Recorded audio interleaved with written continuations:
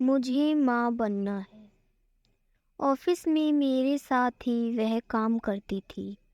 जब भी हम मिलते तब वह हल्की सी मुस्कुराहट के साथ हमारी बातें वहीं हाय हेलो और उसकी उस प्यारी सी मुस्कान के साथ हुआ करती इस थी। वीडियो को लाइक करें, आज हमारे चैनल मुझे को वह सब्सक्राइब थोड़ी कर बेल उदास लग आइकन रही जरूर प्रेस थी। करें। उसका वह गर्दन झुकाकर फीकी हंसी के साथ निकल जाना मुझे कुछ जम नहीं रहा था। मुझे मीटिंग में जाना था। मीटिंग होने के बाद मुझे अचानक उसका ध्यान आया। मैंने उसे इंटरकॉम कर बुला लिया। वह मुस्कुराने लगी लेकिन फिर से वही फीकी सी हंसी। मैंने कहा तुम मुझे बता सकती हो सकता है मैं कुछ हेल्प कर पाऊँ। वह कहने लगी मेरी बेटी का केस चल रहा है, इसलिए मैंने मौके की नजाकत को समझते हुए कैंटीन से चाय का ऑर्डर दिया। चाय पीते हुए पूछा घर में क्या कोई बात हुई है?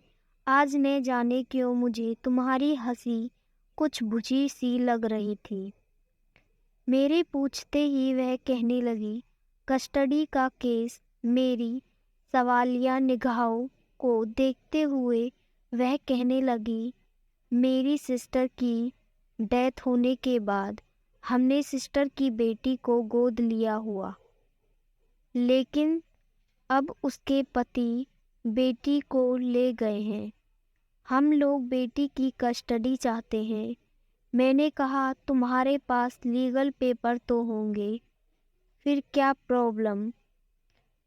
वह ना में सिर हिलाने लगी। बड़ी मुश्किल से उसने अपने आंसुओं को कंट्रोल किया हुआ था। मैंने कहा क्योंकि आपके पास अडॉप्शन के कागजात नहीं हैं तो लड़की के पापा का ही लीगल राइट होगा। नहीं वह हाँ, मैं सिर हिलाने लगी। मेरे सामने अब मेरी कलीग नहीं थी, अब मुझे वह एक माँ नजर आ रही थी। ममता से भरपूर माँ।